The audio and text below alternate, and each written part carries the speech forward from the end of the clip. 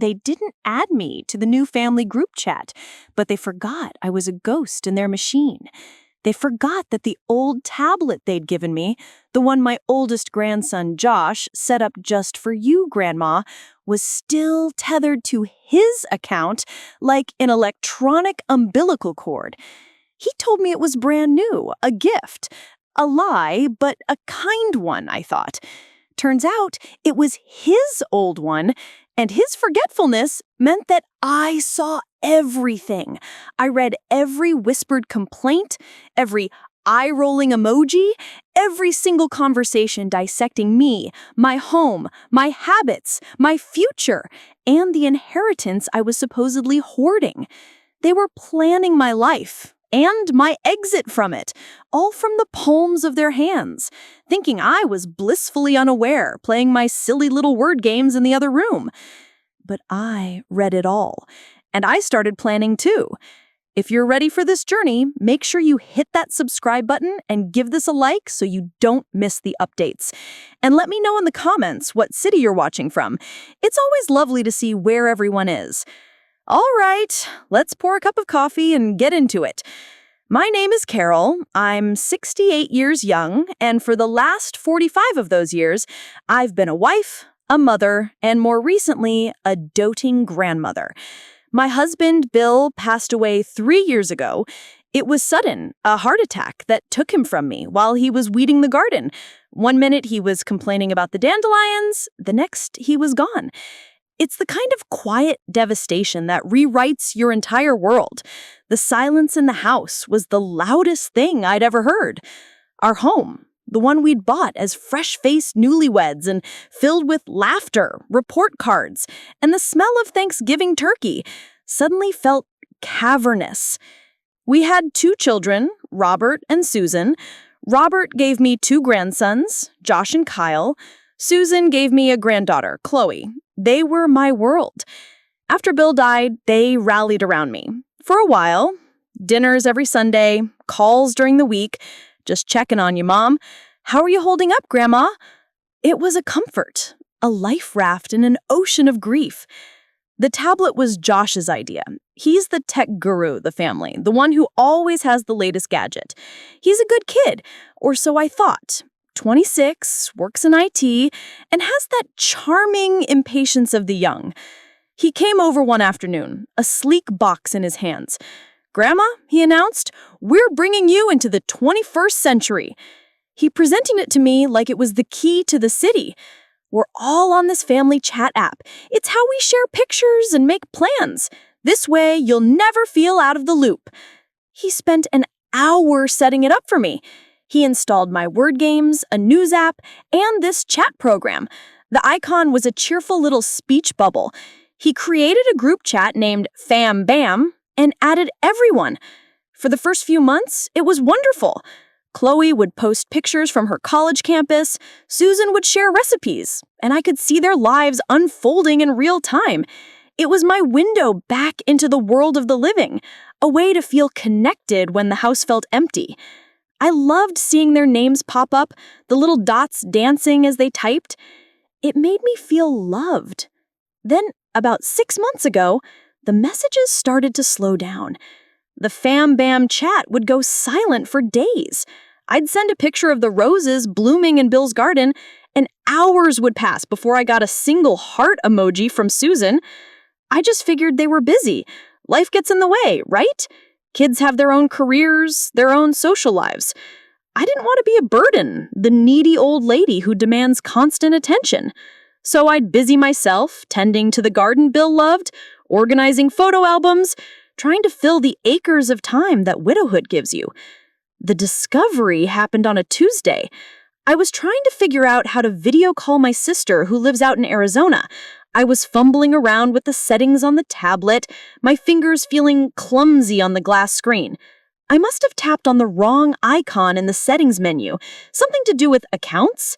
And there it was, plain as day, Joshua Miller with his email address right below it. I remember frowning, thinking it was odd that his account was still the main one on the device. He must have just forgotten to log himself out completely.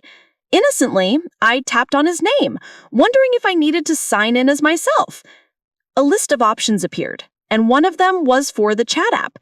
It looked a little different, like a back-end settings menu. There was a list of all the chat groups his account was a part of. I saw Fam Bam right at the top. Below it was one called Work Stuff and another called Fantasy Football Crew. And then I saw it, sandwiched right in between them. Family Meeting. My heart did a funny little flutter. I didn't recognize that name. I wasn't in a group called Family Meeting. My curiosity got the better of me. Maybe it was an old group they didn't use anymore. With a hesitant finger, I tapped on it. The screen refreshed, and a conversation loaded. My blood ran cold. The first message I saw was from my own son, Robert. Is Tuesday good for everyone to discuss the house situation? Mom won't be home. She has her bridge club. I scrolled up, my hand trembling. The chat went back for months. It included everyone: Robert, Susan, Josh, Kyle, Chloe, everyone but me. The name of the group was Family Meeting, and it quickly became clear that the main subject of their meetings was me. I sat there in Bill's old recliner, the tablet screen glowing in the dim afternoon light, and I began to read. It was like watching a car crash in slow motion. At first, it was logistical things. Does anyone know if Mom has paid the property taxes yet? Susan asked in one message. We need to make sure she's on top of that. It seemed almost caring in a detached, managerial sort of way. But as I scrolled further back, the tone shifted. And just when he thought he had me backed into a corner, he forgot who he was dealing with.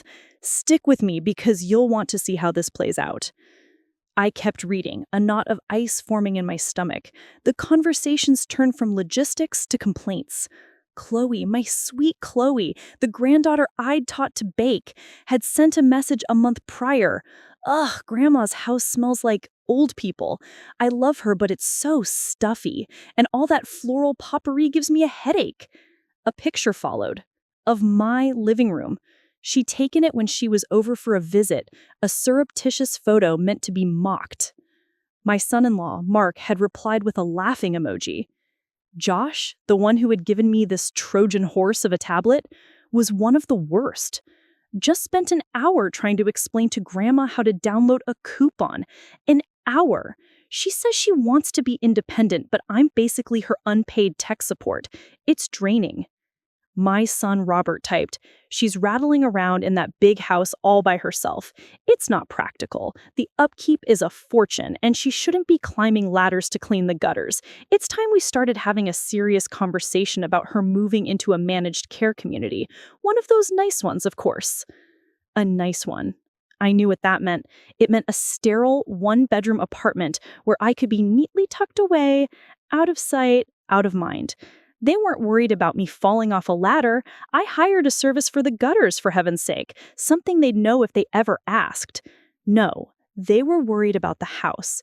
Bill and I bought our 4-bedroom colonial in a quiet, leafy suburb for a song back in the 70s. Now it was sitting on a gold mine. The land alone was worth a fortune to developers. It went on and on. Every little thing I did or said was picked apart. My cooking was bland, my stories were repetitive, my request for help moving a piece of furniture was demanding. I was a problem to be managed, a situation to be handled. I wasn't their mother or their grandmother anymore. I was a line item in their budget of time and money, and I was in the red. The most painful messages were about Bill. My own daughter, Susan, had written, she's clinging to that house like it's a memorial to Dad. It's not healthy. She needs to move on.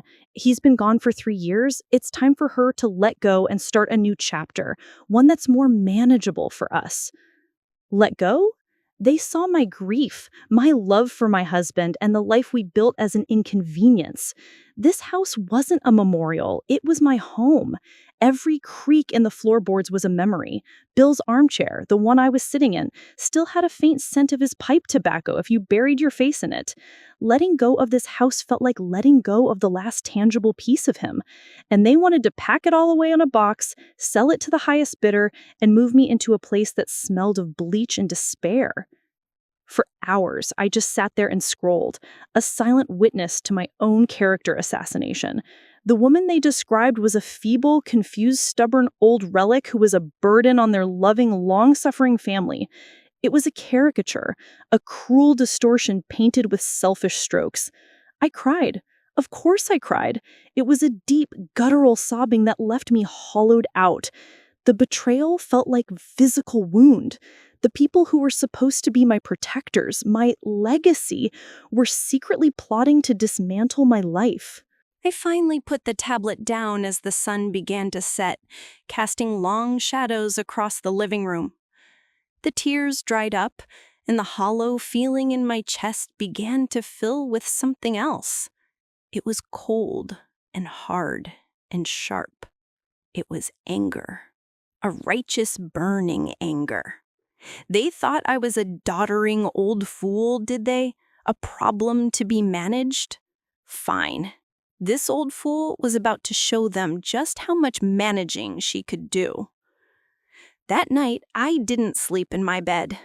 I couldn't stand the thought of lying in the dark with their words scrolling through my mind.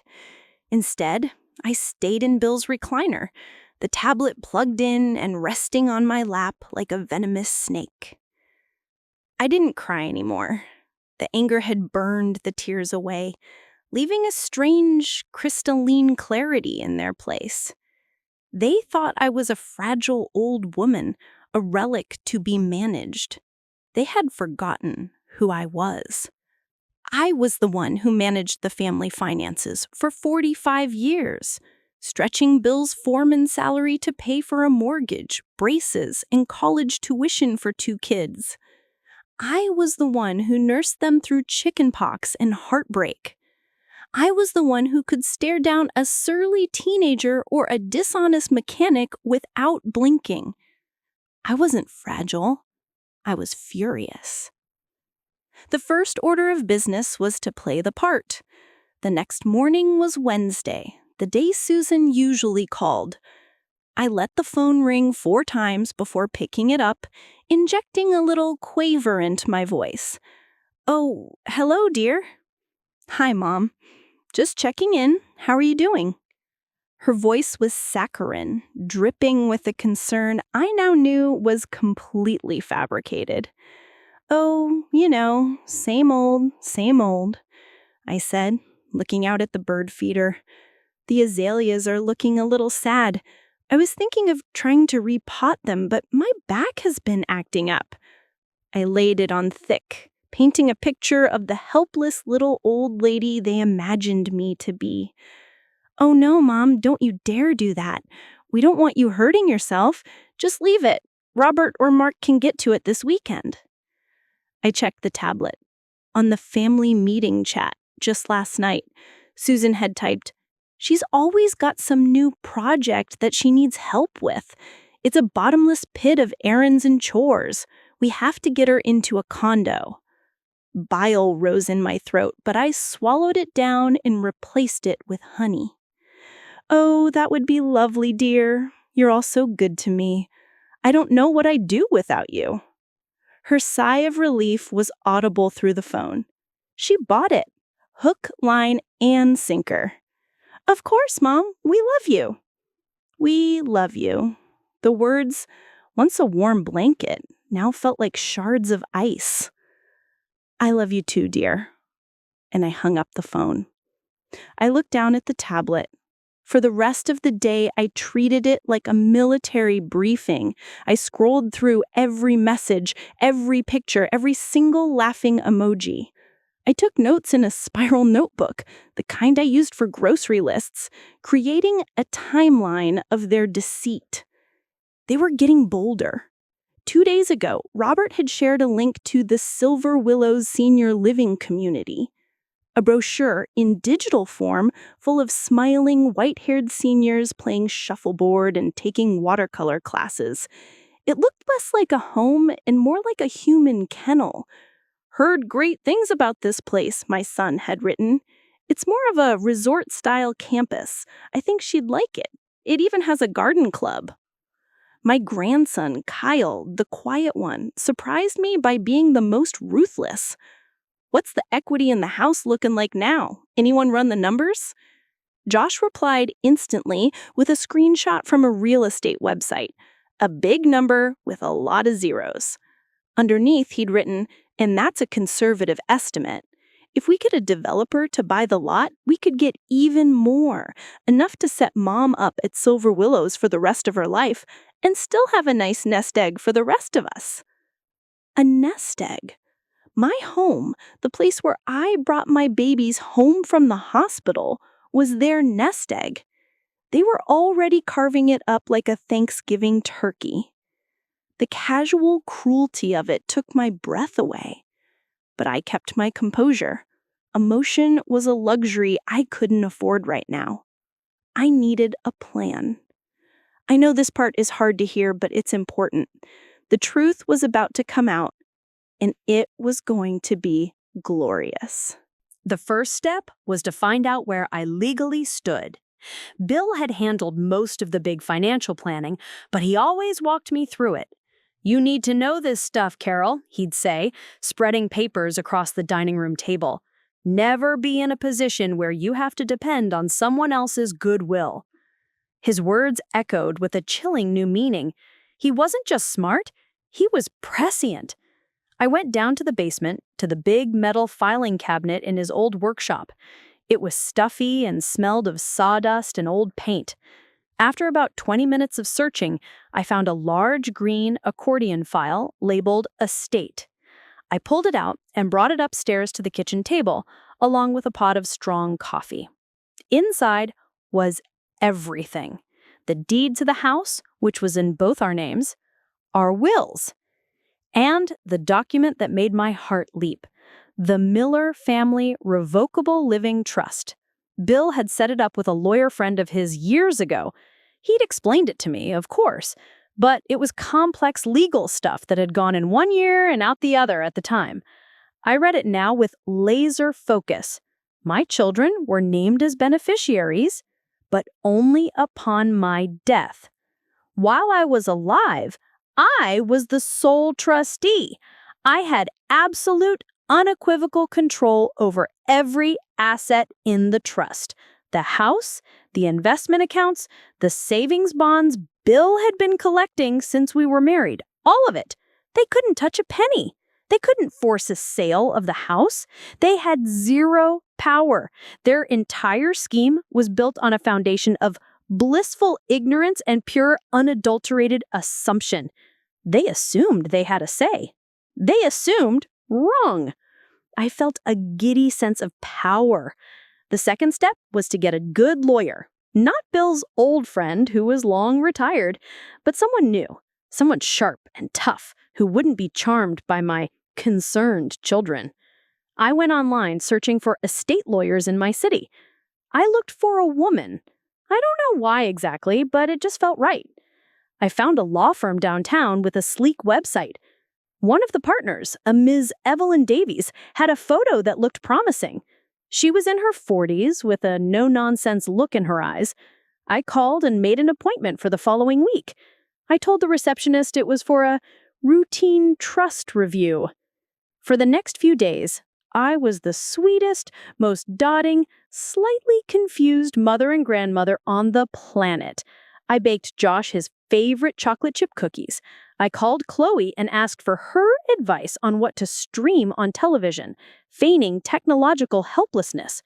When Robert came over on Saturday to help with the lawn, I offered him iced tea and listened with wide-eyed innocence as he casually mentioned how much work a big yard was. "You know, Mom, a lot of people our age, your age, are downsizing. Getting a place where all this maintenance is taken care of gives you more time to relax and enjoy your golden years," he said, sipping his tea and surveying the property like he was already measuring for a for sale sign. "Oh, I don't know, honey," I said with a wistful sigh. "This old house is all I have left of your father.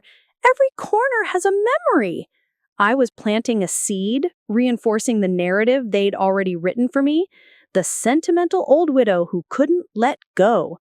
It was a role I was beginning to enjoy. He patted my hand condescendingly. "I know, Mom. We'll get there. We'll figure it out together." Liar. On the family meeting chat that night, he wrote, "Brought up downsizing today. She's still stuck in the past, talking about Dad. We have to be strategic about this. Maybe Susan can try the health and safety angle next."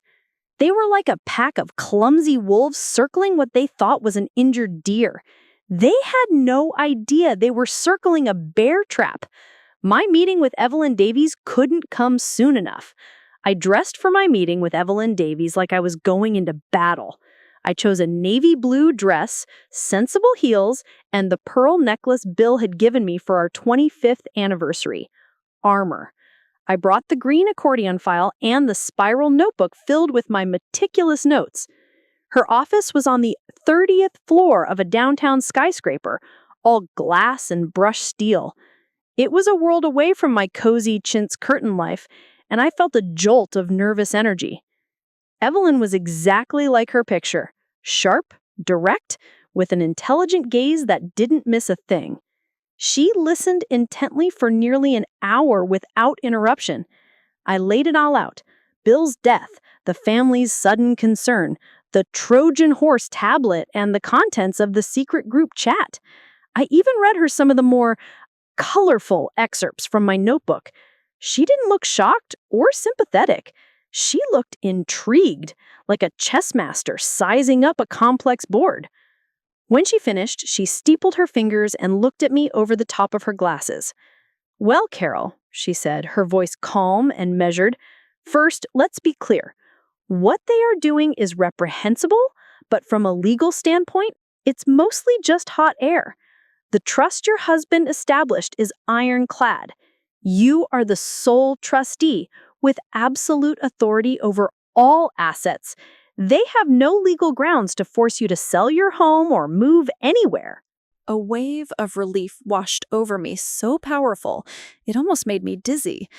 "I thought so," I managed to say, "but they're my family. I can't just ignore them. They're going to keep pushing." "Exactly," she said, leaning forward. "So we don't ignore them. We get ahead of them. You came here for a trust review, so let's review it." For the next half hour, she walked me through the trust documents, explaining the legalities in plain English. She pointed out a clause Bill had included about what would happen if the trustee, that's me, were ever declared medically incompetent. "This is their likely avenue of attack," Evelyn explained. "If they can convince a doctor, and subsequently a judge, that you are no longer capable of making your own decisions, they can petition for a conservatorship. Robert and Susan, as your children, would be the most likely candidates to take over as trustees." The room suddenly felt cold.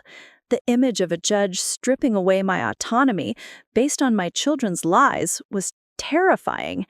"You mean they could take everything?"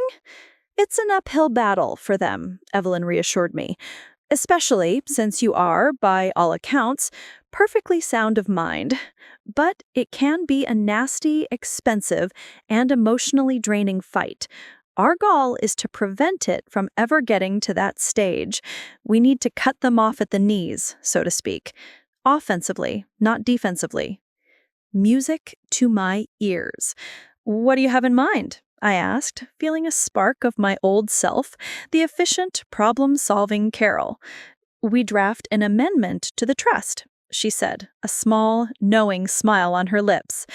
"A very specific, very powerful amendment. And we update your will while we're at it. Then we choose the perfect moment to inform your loving children of these changes. We don't just block their attack, we dismantle their entire motivation for launching it." We spent another hour brainstorming. It was exhilarating.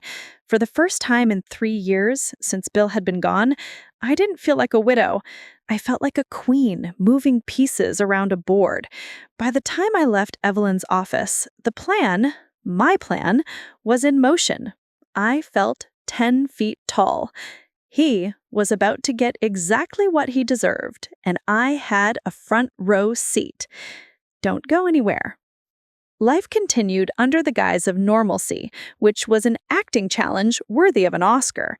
I monitored the family meeting chat daily. The wolves were getting restless. Chloe posted, "Grandma just sent me a check for $50 for my birthday," which is nice, but kind of proves she has no concept of money in 2025. What she failed to mention was the antique locket I'd given her, her great-grandmother's, which was far more valuable than a few dollars. Her sentiment was clear. Only cash counted. The big push came during Sunday dinner, a few weeks later. I'd hosted, making my famous roast chicken. Everyone was there, the whole happy family. Halfway through the meal, Susan cleared her throat, a sure sign that a pre-planned speech was imminent. She exchanged a look with Robert. "Showtime." "Mom," she began, her voice dripping with practiced concern. "Worried? Whatever for?" "This big old house," Robert jumped in, gesturing around the dining room. "The stairs, the yard, the bills. We know how much you love it, but we have to be practical. Your safety and well-being are our #1 priority. What if you fell?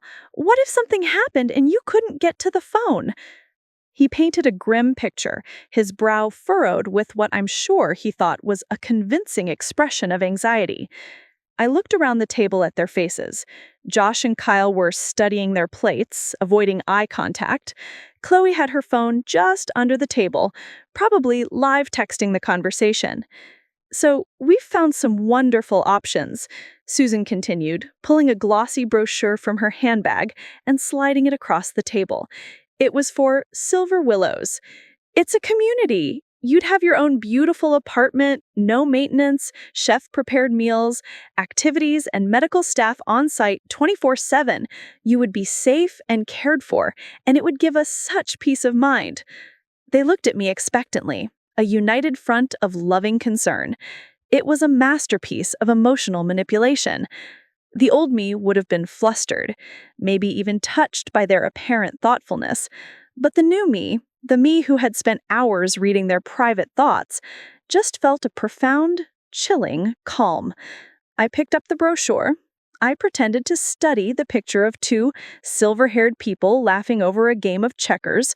My, I said softly. "This looks very permanent." "It's a lifestyle, Mom. The next chapter," Robert said enthusiastically.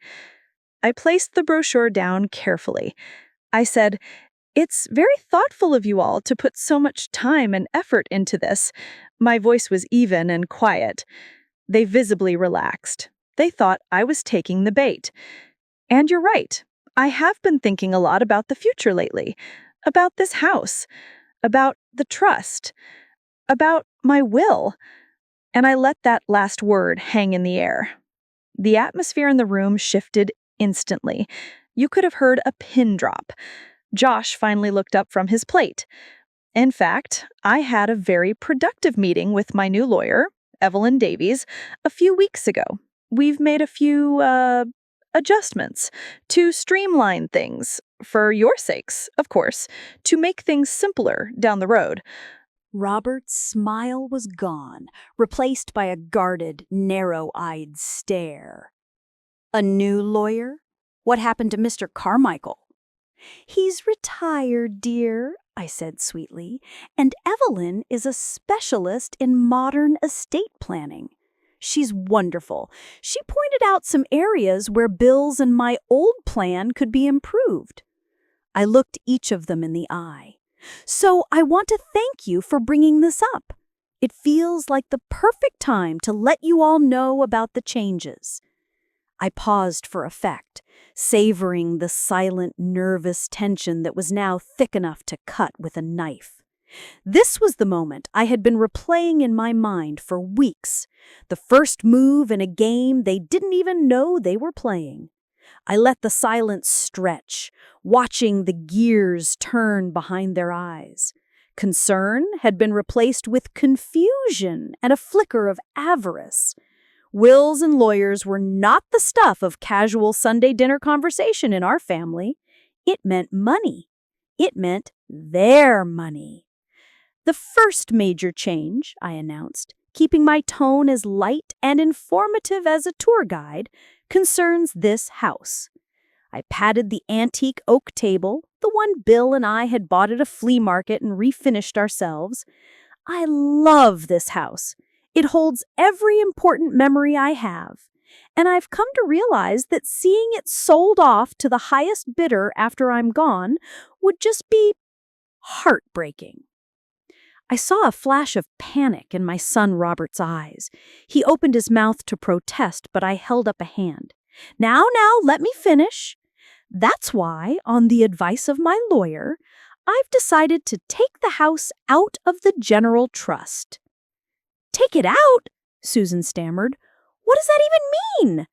It means, I said, leaning forward with a beatific smile, that upon my passing, the house will not be sold and the proceeds will not be divided among you.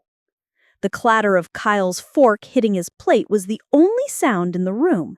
They stared at me dumbfounded. Instead, I continued, my voice brimming with pedagogical enthusiasm, I am donating the entire property, the house, the land, everything, to the City Historical Society. I spoke with them last week. They're thrilled. They want to preserve it as a prime example of mid-century suburban architecture and turn Bill's garden into a community teaching garden for local children. Isn't that wonderful? The Miller House will be a landmark, a gift to the community. The blood drained from Robert's face. Susan looked like she'd been slapped. Donate it? Mom, that property is worth a fortune. It's your legacy. Oh, it's my legacy, all right. A legacy of community and history, not a pile of cash for developers to build another McMansion on. I sleep so much better knowing it will be preserved. I think your father would have loved the idea. Invoking Bill was a masterstroke, if I do say so myself. It completely shut down any argument that they were simply trying to honor his wishes. They couldn't very well argue that Dad would have preferred the cash. Josh, the tech genius, finally found his voice. Grandma, I don't understand. Why wouldn't you want us to have that? To have the security? His voice cracked with a sort of petulant disbelief. This wasn't how the script was supposed to go. Oh, I do want you to be secure, sweetie, I said, reaching over and patting his hand. His skin was cold and clammy. Which brings me to the second change, my liquid assets. The investment portfolio, the savings, all of it. This got their attention. They leaned in, desperate for a lifeline. They'd just lost the big prize, the house, but maybe the consolation prize was still on the table. Evelyn, my lawyer, helped me set up a new arrangement. It's very clever. Upon my passing, all of my financial assets will be placed into a charitable remainder trust. I said the words slowly, savoring them. Each of you, Robert, Susan, Josh, Kyle, and Chloe, will be named as income beneficiaries. A glimmer of hope returned to their faces. They didn't know what a charitable remainder trust was, but the word beneficiaries sounded promising. I know this part is hard to hear, but it's important. The truth was about to come out, and it was going to be glorious. Here's how it works, I went on, my voice brimming with pedagogical enthusiasm. The trust will be managed by a bank, and it will pay out a fixed percentage of its value to the 5 of you every year for the rest of your lives. A nice little annuity, a steady, reliable income stream. They started to smile. Relief washed over them. Okay, so they lost the house, but a lifelong income? That might be even better. Robert sat back in his chair, a smug look replacing his shock. He'd salvaged a win. Or so he thought. What percentage, Mom? He asked, trying to sound casual, but his eyes were gleaming with greed. 5%, I said. Split 5 ways. It's a very generous figure according to the bank. I watched them do the math in their heads. I could see them estimating the total value of the portfolio and calculating their 1% cut. It was a decent amount.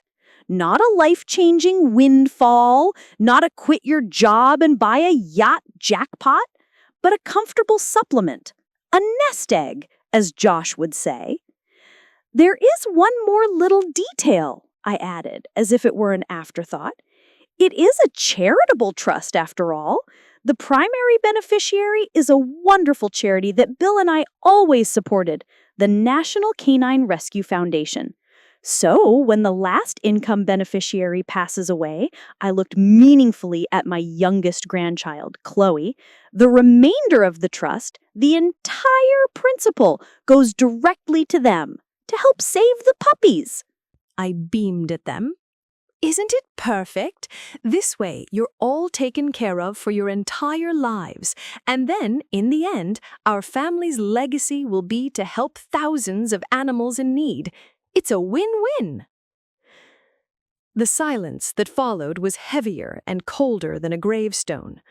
They weren't getting a lump sum. They couldn't cash out, buy new cars, or pay off their mortgages.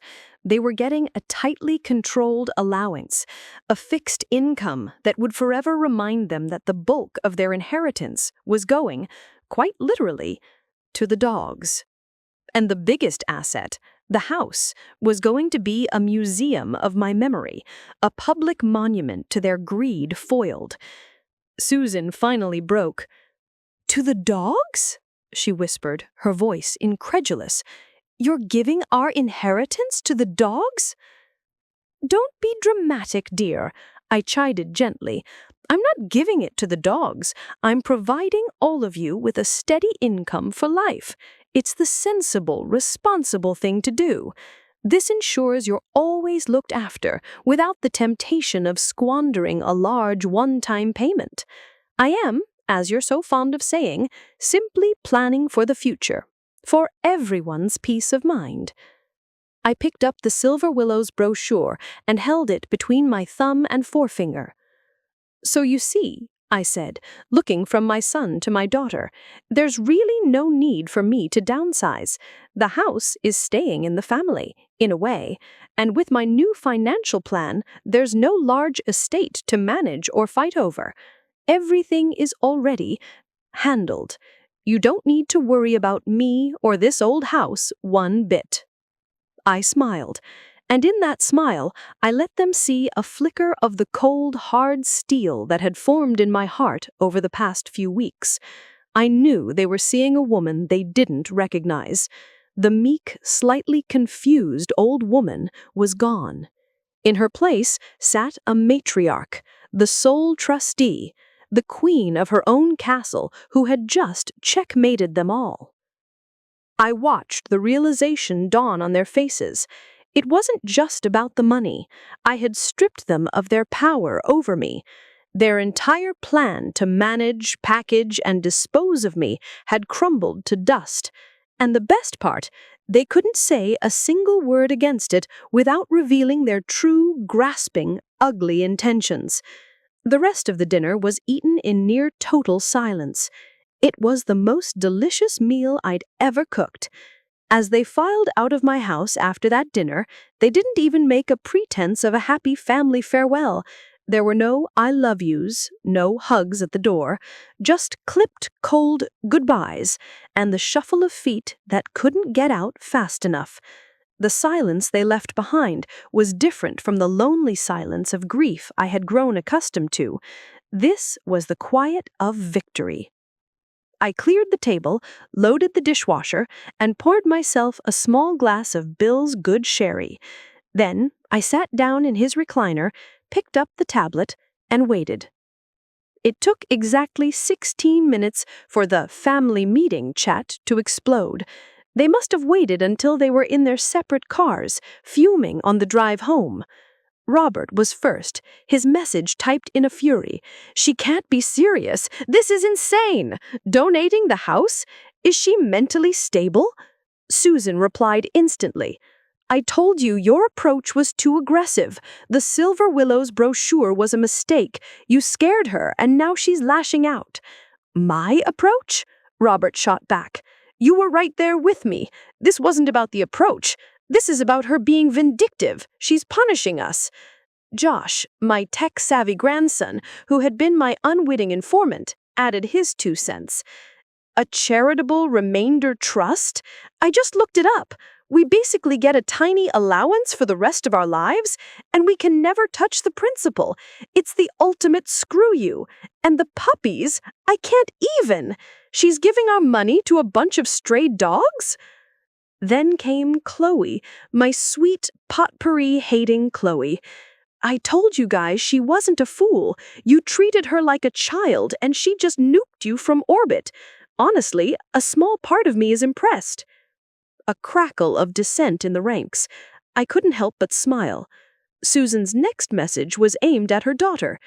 Chloe, that is not helpful. Your grandmother has essentially disinherited us in the most insulting way possible. The conversation spiraled from there. They argued about who was to blame. They debated the legality of my actions.